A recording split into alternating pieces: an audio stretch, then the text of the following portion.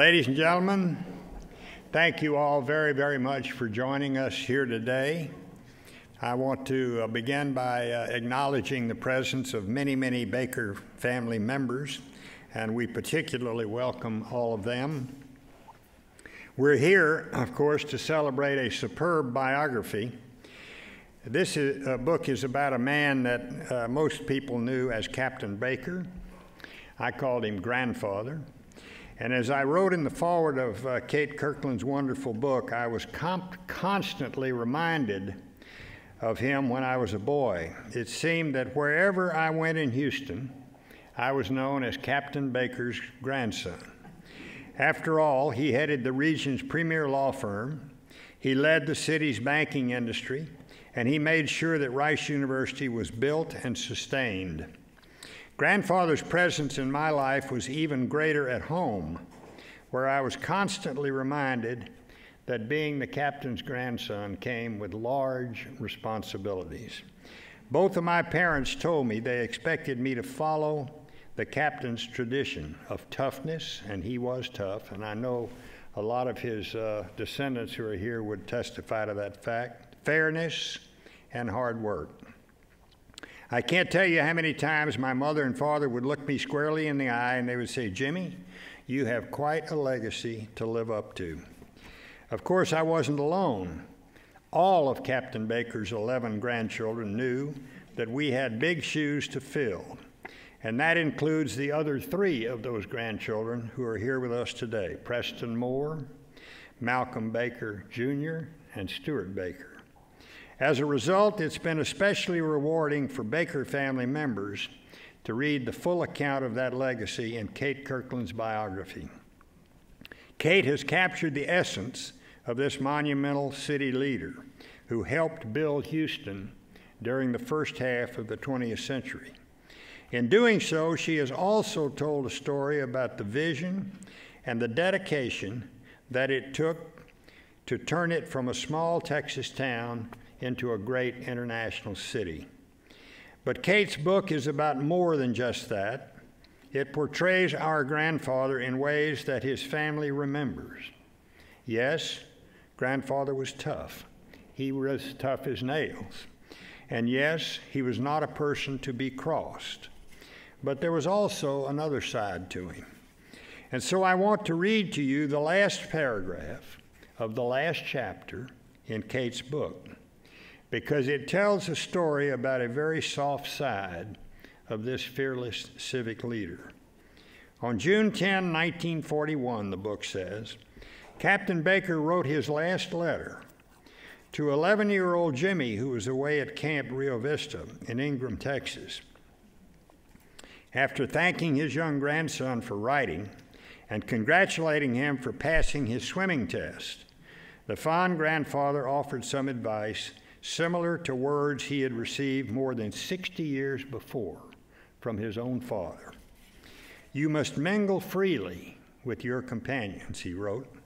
"Learn to know them all intimately, sufficiently so to call each by his first name and where they live. Take good care of yourself. Don't eat too much, nor play too hard. But do everything necessary or desirable to improve your physical condition and come home fully prepared to continue your studies here." That day, Captain Baker fell ill. On August 2nd, 1941, this deeply respected elder statesman died at his home amidst the family that he loved. Ladies and gentlemen, that's the grandfather I remember and still dream about. And so let me end these remarks by introducing Kate Kirkland to you and thanking her for writing this superb biography that really is an excellent history of Houston during the period of his life, and that speaks to the great sense of pride among his family members who loved him as much as they admired him and as much as they respected him. Kate, I know that I speak for the entire Baker family when I say to you, congratulations on a job well done. The podium is yours.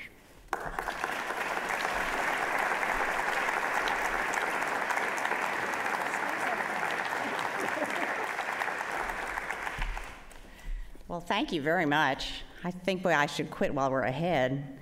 I'm not sure I can add anything to that.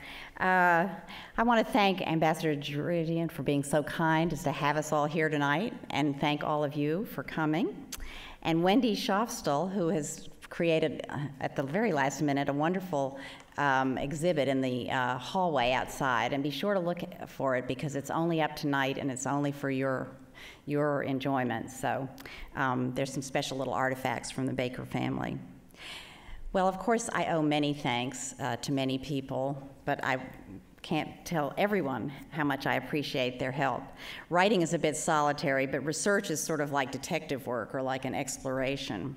And I do want to thank two groups tonight. The Rice Historical Society has supported my book through the sort of impetus of the late Ray Watkins Strange, who felt that there should be a biography of Captain Baker. And I want to thank the Historical Society for helping with this book, and also for 3 other books that are being published for the centennial. Randall Hall has sort of redone an old biography of William Marsh Rice, and John Bowles has discovered a number of interesting new facts, so he has a new edition of his book out, and about Edgar Odell Lovett, sorry. And then there's a wonderful new pictorial history of the first 100 years of Rice that was created by Karen Rogers and Lee Pecht and Alan Bath. So I recommend all of these books to you. Well, actually, my favorite legacy of Captain Baker is his family. I've really enjoyed working with them. They've kept me laughing for 4 years. And while I could have written some sort of a book about Captain Baker from the archives, I couldn't have written this book, because they found all sorts of intriguing things about their grandfather and their great-grandfather. And in some cases, I think he was a great nephew. They were great nephews. So all sorts of people have helped in this event, and I really, really thank them very much for supporting my efforts. Well, I was going to tell you 3 reasons I hope you will read about Captain Baker, because I think his life really merits serious study, obviously. He was a man of forceful character. He was blessed with a very highly developed sense of civic stewardship. He also played a formative role as chairman of the Rice Institute for 50 years, and he had a transforming impact on the city of Houston. The legacies of his example, his institute, and his city long outlive him. Now I'm going to see if I can make this work. Wait a minute. Uh-oh. After his death in 1941, Captain Baker's family placed a grave marker in Glenwood Cemetery with an apt description: citizen, lawyer, husband and father, friend. The record is well written, and on memory's altar will ever glow a wealth of love and affection for one who through life was loyal to every trust and measured up to the full stature of man. Captain Baker was a man of strong determination and sound principles. He was a man who was trusted and liked by his contemporaries, and he was a man of exceptional stewardship and he was a very active citizen. He was born on January 10th, 1857 in Huntsville, Texas, to James Addison Baker and Rowena Crawford Baker. He was raised in Walker County in a town of 1,000 people in a strong Presbyterian household. His parents valued education very highly. James and Rowena taught their children to strive for excellence and to do their best in every endeavor. They emphasized the 19th century Protestant lesson that much is expected from those to whom much is given. They taught their son to be a good steward for his family, for his clients, and for his community. His parents worked hard themselves. They engaged in civic activities, and they expected their children to follow their examples as they grew into adulthood. After studying at Texas Military Institute, young Jimmy, as he was called by his family, began to read law in the office of Baker and Botts. He absorbed his father's phenomenal work ethic, and he also absorbed Colonel Botts's intellectual approach to the law. He admired Colonel Botts so much that he named his 3rd son, Walter Brown Baker. Botts was a renowned legal scholar, and he had a very straightforward attitude toward ethical uncertainty. Captain Baker had a problem one day, and he asked him what he should do about it. And the colonel said, "Well, why are you asking me?" And he said, "Well, because I have a doubt about it." He said, "When in doubt, don't do it." And I think Captain Baker kind of thought like that. On January 10th, 1883, Captain Baker married the beautiful and nurturing Alice Graham. She was one of 4 sisters who grew up in Waco. And this young couple, she was 18, they forged a real partnership in their marriage. She was a very enthusiastic hostess for his law and business and legal friends, but she also was very active at Rice and entertained the professors, the grandees, and the girl students. They had nowhere to eat, nowhere to sleep on campus during his day, and so she often brought them lunch. Captain Baker supported her civic projects with really great enthusiasm. He was well known for writing bylaws, actually. And it's interesting because Alice's impact on Houston was as innovative and lasting as the captain's. She dedicated her civic work to the underserved.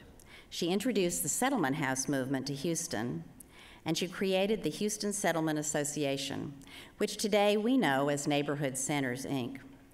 Since its founding more than 100 years ago, Neighborhood Centers has been in the vanguard of everything having to do with community building and service projects. Both Bakers, actually, this is interesting too, supported municipal playgrounds, parks, and public health efforts for nearly 3 decades. Contemporaries often remarked on Captain Baker's ability to choose talented associates. With associates, he built, as we just heard, Houston's first modern law firm, and he chartered 2 major regional banking institutions. He served both as board chairman until his death. But he balanced this drive for excellence, this ambition to succeed, and this determination to earn his clients' trust with an ability to relax. Every summer of his married life saw him and his family far away from Houston's heat, as he balanced work and play.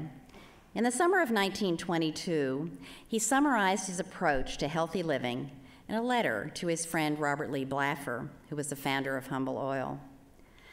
"I often feel like lecturing you about confining yourself so closely to business when you have already accumulated far more than you and yours will ever need. Why not take life more easily and get better acquainted with your wife and children?" Sounds like good advice.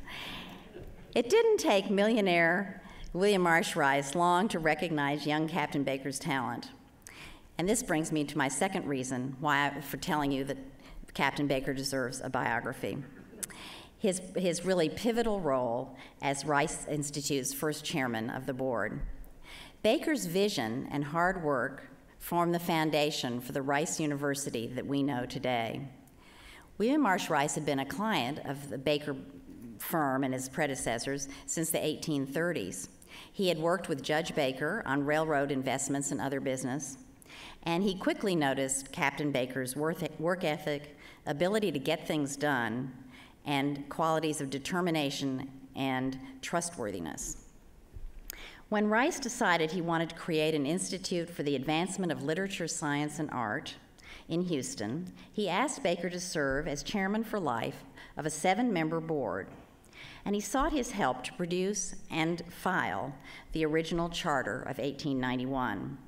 Baker was 34 years old, and he would interpret and oversee Rice's trust for 50 years, creating really his own greatest legacy.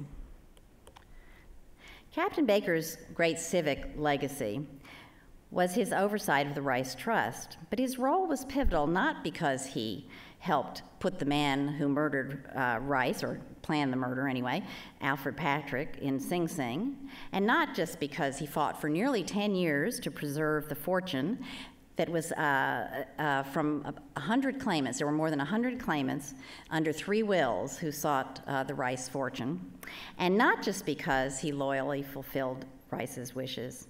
Captain Baker's role was pivotal because of the way he conserved the trust and because of how he interpreted his clients' wishes. Rice was a childless man, and he had been thinking for quite some time about how to dispose of his fortune after his death. By 1891, he decided to place an Institute of Higher Learning in Houston, where he had made his first millions. He modeled the charter on the charters of two older schools. One, Girard College, had opened in 1848 to teach practical knowledge to poor white orphan boys in Philadelphia. The other, Cooper Union for the Advancement of Science and Art, was founded in Manhattan by Peter Cooper in 1839 to provide education as free as air and water to students of applied science, architectural drawing, photography, telegraphy, and typewriting.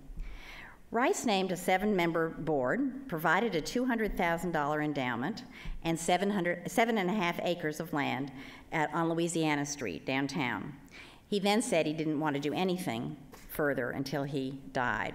He did continue to make donations for the next 9 years, and he culminated his giving by leaving a will that left basically his entire estate to the Institute.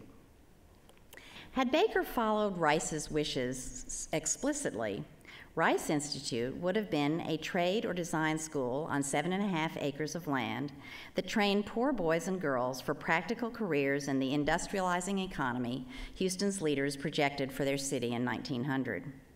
But Captain Baker had a more expansive vision about the best way to advance literature, science, and art.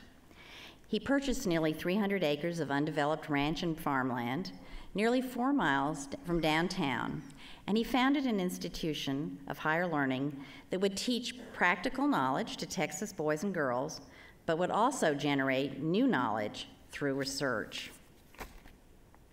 Correspondence shows that by October 1900, just a few weeks after Rice had died, Captain Baker was already looking at America's most respected and avant-garde universities as models for Rice's Institute.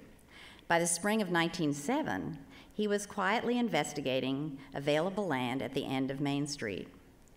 Baker amassed information about dozens of universities, colleges, and trade schools. He realized there was no great teaching and research institution in the entire southwestern region.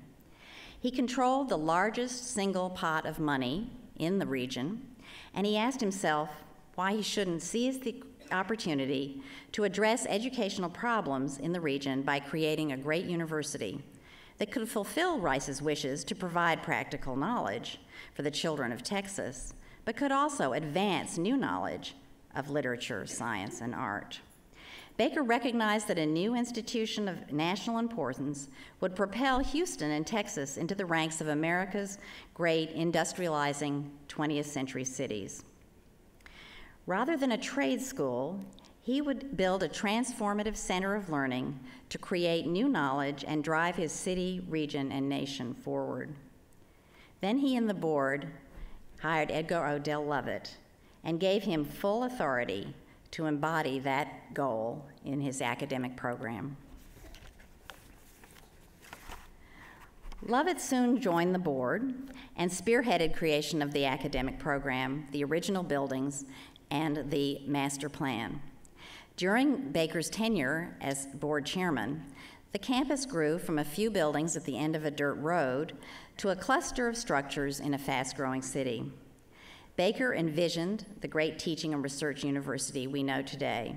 He trusted President Lovett to develop the programs, and he focused his own attention for 3 more decades on financing the great enterprise. It was the way Baker financed the Institute that brings me to the third reason I believe Captain Baker was a giant of early Houston history.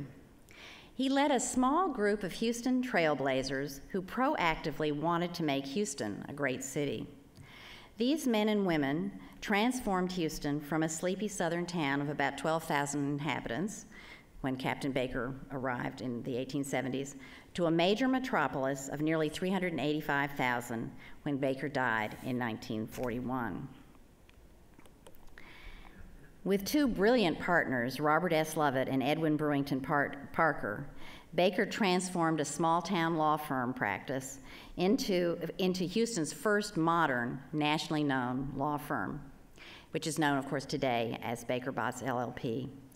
He began a banking career when he and investors founded Commercial National Bank in 1886, and he was chairman for life of the much more powerful South Texas Commercial National Bank, after he had orchestrated the largest bank merger, up to that time anyway, in 1912. In 1917, he and investors founded Guardian Trust, where he also served as chairman until his death in 1941. But it was the way he used Rice's legacy that really reshaped Houston. From the moment that Rice made his first gift of $200,000, Baker and the board began loaning money to men and women who were building Houston. He charged going rates of interest and began to expand the endowment with the income he earned. The board minutes are fascinating to me, not so fascinating to academics, but they are to me, because they describe the emergence of Houston as a modern commercial city. You can just see it growing right there in the pages, because almost every meeting was nothing but a series of discussions about where they were going to lend their money. He loaned money to Samuel Fane Carter in 1909, so the lumberman turned developer could build what was called Carter's Folly. This was Houston's first skyscraper, and it was 16 stories high. Over several years, he negotiated with Jesse Jones, so the entrepreneur could build a modern Rice Hotel on Institute property. But he also loaned money to Houston's civic institutions, among them the First Presbyterian Church, where he and his family attended services every Sunday. He also supported the YMCA, and he then made loans to Rice professors who were building homes in the areas, the residential areas that were being built around Rice. He invested with various individuals, including Betty Palmer Hutchison, who was developing her father's rural land. She was well remembered by her descendants as a strong-willed businesswoman who trotted around Houston, collecting rents for herself, by herself. But when she went to ask for money, she sent her husband, Judge Joseph C. Hutchison, and her son, Palmer Hutchison, to negotiate with the Rice Board. Captain Baker also engaged in real estate developments himself. He partnered with William Wilson to create Woodland Heights along White Oak Bayou in 1907. And when he began amassing land for the university, he acquired about 40 acres west of Main Street, along what is now Bissonnet Street.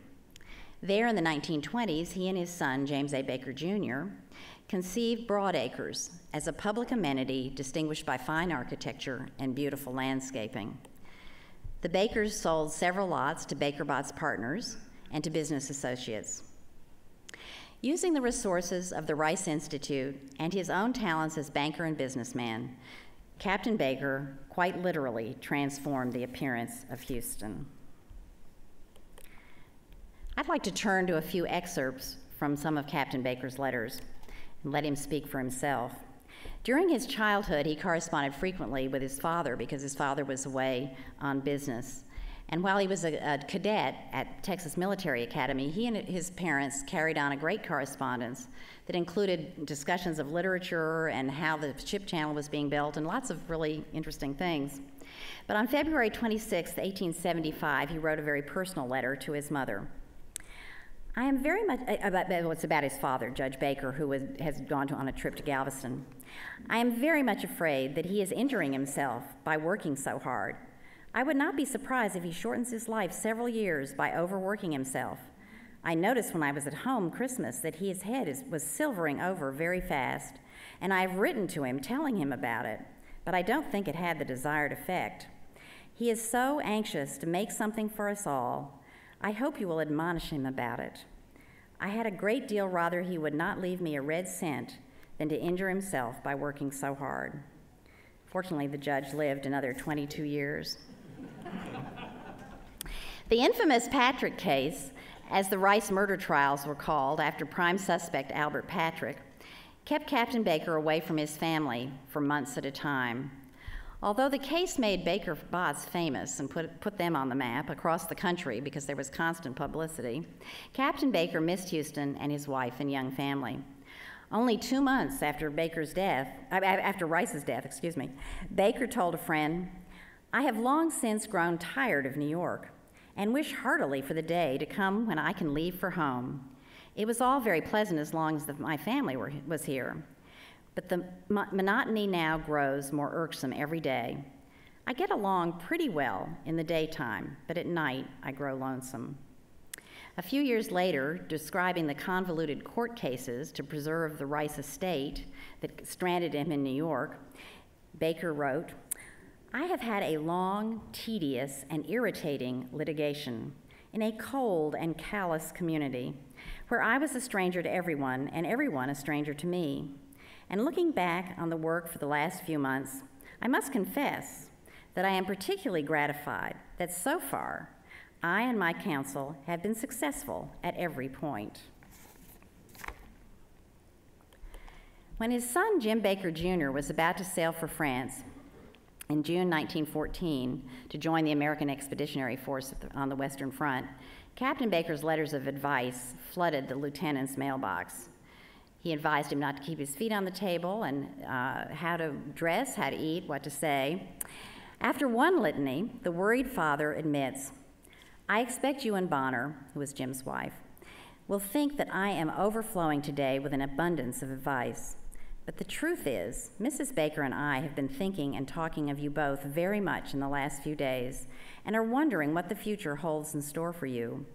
I know you both realize that my advice is prompted by my love and devotion for both of you and my anxiety to see you both well started on the road to success and happiness." 6 years later, Captain Baker and his former law partner, Robert S. Lovell, toured the battlefields to see where their sons had served during the war. On the 5th day of this tour, Captain Baker wrote his daughter-in-law, Bonner, "Today we were in Verdun in the Gargon forest, and all day the sweet face of dear Jim has been before me. I wish I knew where he was in the Argonne, so that I might see the very things his eyes saw. The beauty of this poppy, plucked from the battle-scarred fields of Verdun, recalls sweet thoughts of you, my dear child, and I enclose it with my heart's devotion to you and Jim. Lovingly, Mr. Baker."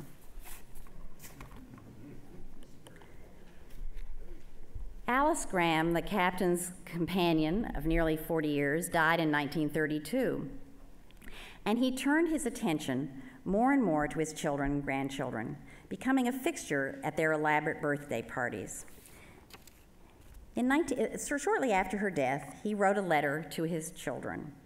"My dear children," he says, after formally addressing all of them, during my recent absence, it happens that your children were brought into pleasant contact with each other. This impressed me so much. On the grounds of the Oaks. This experience has impressed upon me the importance of your children seeing more of each other and coming to know each other better as the years come and go. This has suggested the thought of setting aside an afternoon each week, which for convenience we may call Grandfather's Day, when your little ones, with their attendants, will be free to spend the hours from 2 to 6 p.m. in the grounds and gardens of the Oaks. Please do not go to the trouble of dressing up the children as if they were going to a party. Let them come in their everyday clothes so that they can if they prefer, they can run and frolic with the greatest freedom. Beginning next Tuesday, all of you will be welcome, and each Tuesday afternoon thereafter until further notice. Signed, sincerely yours, James A. Baker. I have to say that Captain Baker seems to have been that exceptional person who followed his own advice. Work hard, study, and apply yourself closely. Stay on the job and keep out of politics. Thank you all for coming. I hope you enjoy reading the book as much as I enjoyed the journey of discovery about one of Houston's really great civic icons.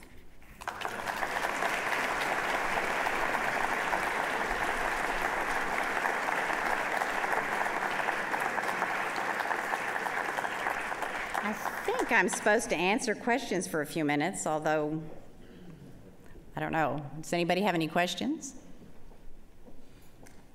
If not. Very well done. No questions? Okay. Thank you. Oh, whoops. Mike. Kate, was there much of a relationship between Jesse Jones and Captain Baker? Well, now that's an interesting question. You know, Captain Baker was the sort of person who got along with most people one way or another, I think. But in the Rice Minutes, it's very interesting. Many of the deals that he does, these loans, are just very casual. You know, they say, we'll do such and such with so-and-so, and that's it. Okay. But with Jesse Jones, they put a great deal of detail into the minutes, because Jesse Jones had a way of negotiating where everybody thought they'd come to the end of the deal, and suddenly he'd have another little something he wanted to do. And so he was very careful, Baker was very careful to have these things well documented. And then you may know the famous bank failure situation in 1931, where Jesse Jones was trying to get bankers and businessmen together to save the banks. And he had a couple of holdouts that just didn't really trust him. And so finally, at 2 in the morning or 3 in the morning, depending on where you were, they called Captain Baker, and once Baker said, you need to support this, the recalcitrant bankers, and it's all in my book in much more detail, but anyway, the recalcitrant bankers did decide to go ahead and follow the Jones plan. But you know, I think they did work together on several things. And there is a letter toward the end of Captain Baker's life that's in the Jesse Jones papers that is a letter from Captain Baker saying he'd like to arrange a dinner because they have many mutual friends. So I don't know. I wouldn't say that they were close personal friends, but they were, you know. I don't know if that helps. Yeah. I probably alienated half the audience, but. Any other questions? Okay. All right, that's a good story too. He was a member of a military, a little militia, and he was the captain of the militia for 1 year. And after that, he retained the title. Actually, I think, you know, he was practicing law with Judge Baker and Colonel Botts. Maybe he felt that he needed gravitas as Captain Baker. And also, if you look back over the records, there are lots of people who are colonels and captains and judges for very nebulous reasons. It was really sort of a way of honoring people that were well thought of in the community. I don't think it was anything, I don't think there was any ego involved particularly. Yes? I think it's remarkable and ironic because my father, James A. Baker Jr., was a captain in the infantry in World War I and a decorated war hero. Nobody ever called him captain. I was a captain in the Marine Corps. Nobody ever called me captain. Well, they probably would. They might have if you know, wanted to be called captain. Yeah, yeah, Preston.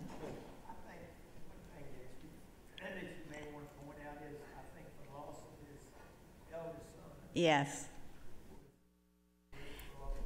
Yes, he had a son, the firstborn child, who was born on his mother's birthday, his mother's 19th birthday, 9 months after the Bakers were married. And this baby was very special, as all babies are, but anyway, this was particularly special, having been born on the mother's birthday. And he was sent to the Hill School to prepare for college. And he'd been accepted at Princeton. And Judge Baker, it's all in the book. I hate to spoil the book. You won't have anything to read. But anyway, so Captain and Mrs. Baker were in New York because Captain Baker was testifying in the murder trial, the Patrick murder trial. And they received a telegram from the Hill School that his son had the flu. And at the very same time, in the newspapers, in the Houston Chronicle, they carry stories of Teddy Roosevelt's son, who was also ill at Groton with the flu. and Captain Baker's son, who was ill at the Hill. Unfortunately, Captain Baker's son did not survive, although Teddy Roosevelt's son did. And so the Bakers left New York. They got on a train, went through all the dreary, cold winter weather of February. I think it was happening in February. And got to the Hill, and he just, I think they got there on Sunday, and he died on a Wednesday, I believe. Then they had to bring his body all the way back to Houston, and it was quite traumatic, I think, for Mrs. Baker. And the interesting thing is, though, it was shortly after that she really began to get interested in civic work, and also she had 2 more children, so that's how we have Preston here with us tonight. And but it was a very hard experience, and I think it was Stewart who suggested that this experience kind of made Captain Baker's interest in rice a much more personal thing. It was like a personal. It wasn't just that he was trying to have the trust for his client. It just became a very personal thing. And the first scholarship fund at Rice was named for this child, the Graham Baker Scholarship Fund. It was I think it was for the best student at Rice. Yes? What explains the connection with Princeton? That's really interesting. I don't know. I think it almost goes back as far as Judge Baker. Judge Baker was a trustee of Austin College when it was founded in Huntsville. And Austin College was actually founded by a man who had been trained at Princeton. So his association with Princeton as a great seat of learning was, very early on. William Marsh Rice II, a nephew of William Marsh Rice, was also a graduate of Princeton. He was in Woodrow Wilson's class at Princeton. But also, when Baker went to New York to fight all these trials as a result of Rice's murder, he hired a law firm, 2 lawyers named Hornblower and Byrne, and they had gone to, Hornblower was a graduate of Princeton, and Byrne was a graduate of Harvard. And he really realized at that point that, that sort of the value of the top-notch education. And I think that was one reason he became interested in making Rice a top-notch school. So I don't really know. And I've asked, there's several families from Houston who go to the Hill, and I don't know how they came to think of it, except I think they must have thought it was a good school. And it was founded by a Presbyterian minister, so there is a sort of a trend of the Presbyterian tie, too, I guess. Maybe you can answer. Let me say one of the they used to call Rice the Princeton of the Southwest. And after Rice became what it is today, we call Princeton the Rice of the North. Oh, all right. He is a graduate of Princeton, I'm a native of Princeton, so, we might get into a fight here, but anyway. Anybody else have anything to say? Great presentation. Okay, thank you.